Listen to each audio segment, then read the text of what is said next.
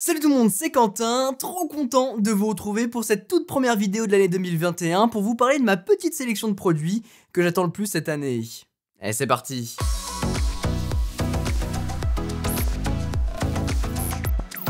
Bienvenue dans une nouvelle année, j'espère qu'elle sera meilleure en tout point. Comment vous allez vous ?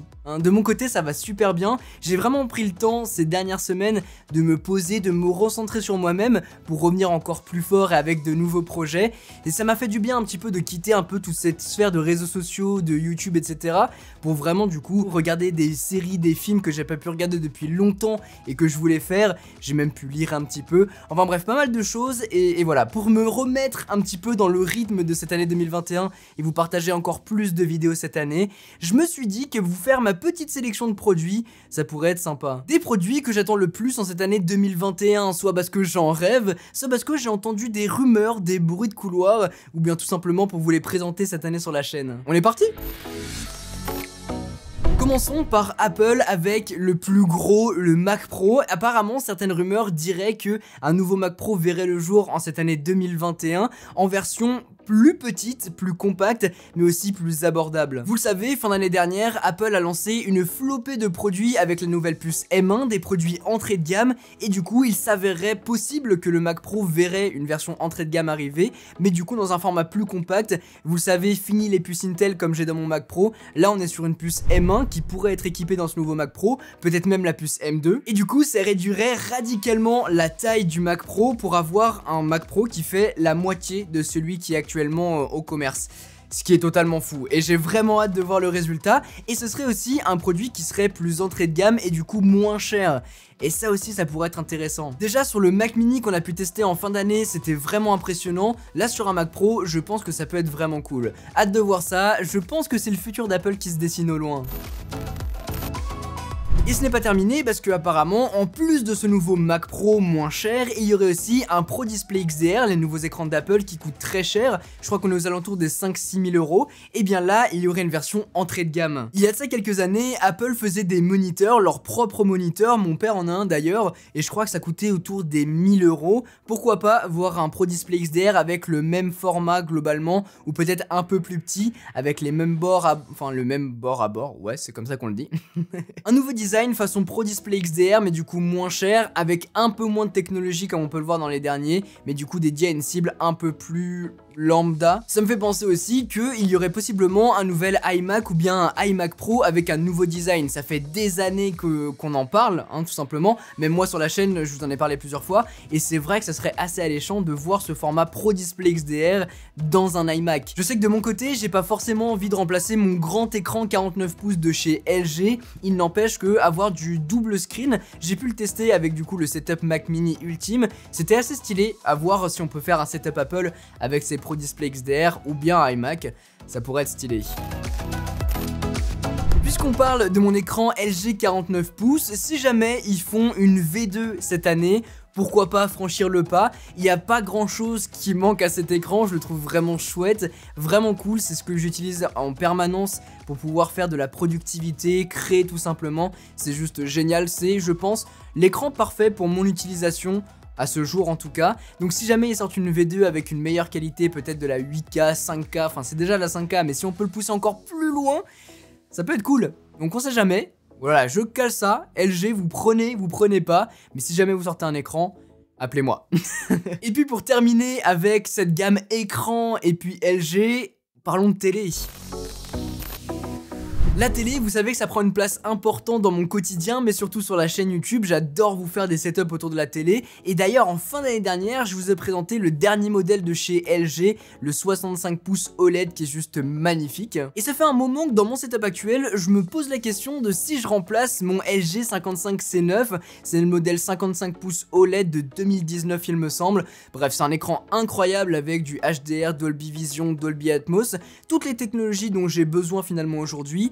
mais quitte à avoir une chaîne tech, autant en profiter à fond et avoir un plus grand écran. J'ai du coup envie de passer sur du 65 pouces chez LG, tout simplement parce que j'ai encore de la place et le format est juste top, toujours compatible bien évidemment avec le 4K, peut-être même du 8K, ça serait encore fou sur un nouvel écran, compatible HDR, Dolby Atmos, Dolby Vision et puis peut-être d'autres technologies. Comme ça je peux profiter à mort de mon Apple TV, de mes Blu-ray 4K et puis bien évidemment de la PS5, parce que j'ai pas mal joué là pendant ma petite pause.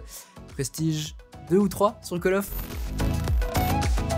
Puisqu'on parle d'Apple TV, parlons de celle qui pourrait voir le jour en cette année 2021, qui serait plus centrée sur les services d'Apple. On connaît Apple TV+, il y a maintenant Apple Fitness+, et il y a aussi Apple Arcade. Ce serait peut-être du coup une version plus centrée sur le jeu vidéo, avec une télécommande qui pourrait se rapprocher d'une autre télécommande qu'on pourrait retrouver sur d'autres services comme Stadia. On sait pas, pour l'instant on n'en sait pas plus, mais moi ce que j'aimerais vraiment voir, vu que j'adore l'Apple TV et j'adore regarder des Blu-ray 4K, ce serait de combiner les deux sur une version. On connaît la PS5 digitale et la PS5 avec le lecteur CD. Pourquoi pas faire ça chez Apple avec une version avec un lecteur Blu-ray 4K dedans?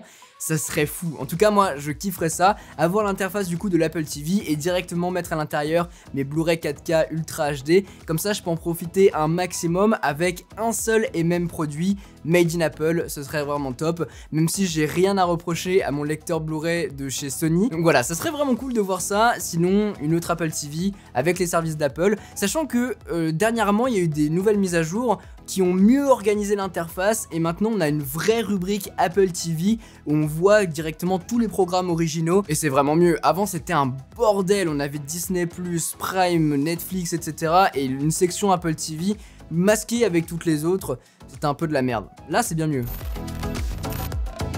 Je voulais aussi vous parler dans cette sélection de Devialet parce que ça fait un moment que je tourne en rond des fantômes, des réactors. Donc Devialet, pour ceux qui connaissent pas, c'est tout simplement des enceintes haut de gamme, haute fidélité, c'est une marque française d'ailleurs. Ils ont sorti en fin d'année dernière les Gemini, il me semble que c'est ça le nom, c'est des écouteurs. Donc je me suis dit peut-être que cette année, ils pourraient sortir un casque ou bien même une nouvelle version de leur réacteur ou de leur fantôme. Et si jamais c'est le cas, je pense que je vais craquer. Parce que déjà, en fin d'année dernière, j'étais à 2 doigts de les acheter pour me faire un cadeau et puis surtout pour vous les présenter sur la chaîne, faire un setup avec ces Devialet.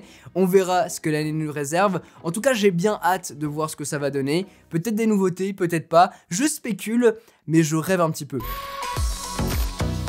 Finalement, dans cette vidéo, je voulais vous parler du Galaxy Z Fold 3. Ça fait maintenant quelques mois que j'utilise le Z Fold 2, j'adore complètement ce smartphone. Je pense que c'est le smartphone sous Android que j'ai le plus utilisé. Vous savez que je teste beaucoup de smartphones sur la chaîne, j'en ai toujours globalement 2 avec moi, et les deux c'est ceux-là. Le Z Fold 2 avec l'iPhone 12 Pro actuellement, mais je pense que j'ai le plus utilisé celui-là en tant que téléphone Android, et je l'ai gardé pendant 6 mois dans ma poche tellement je le trouve incroyable. Mais il y a quand même 2-3 petits trucs que j'aimerais voir évoluer sur ces Z Fold 3, ce serait d'abord une meilleure partie caméra, comme on peut retrouver sur le S21 Ultra par exemple, ça serait vraiment cool de le voir débarquer ici. Ce serait aussi un smartphone qui serait un petit peu moins épais, donc un peu moins épais et du coup plus léger. L'idée ce serait d'agrandir la surface pour quand on le ferme avoir un plus grand smartphone ici et du coup avoir un smartphone moins épais et peut-être un peu plus léger, ça serait vraiment top parce que quand même c'est un gros mastodonte, hein. Quand on l'a dans la poche ça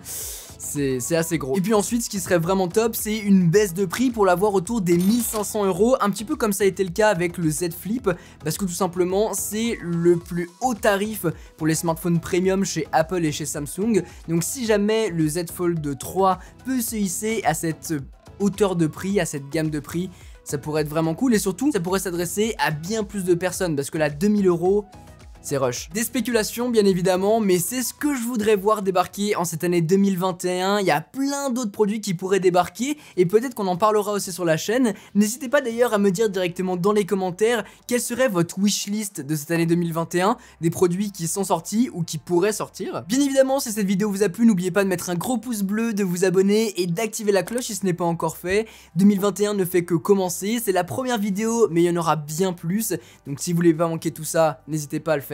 On verra si cette année ma liste voit le jour. Bien évidemment si c'est le cas, vous serez aux premières loges, il y aura forcément une vidéo dessus. Sur ce, c'était Quentin, passez tous une très bonne journée. Tchou!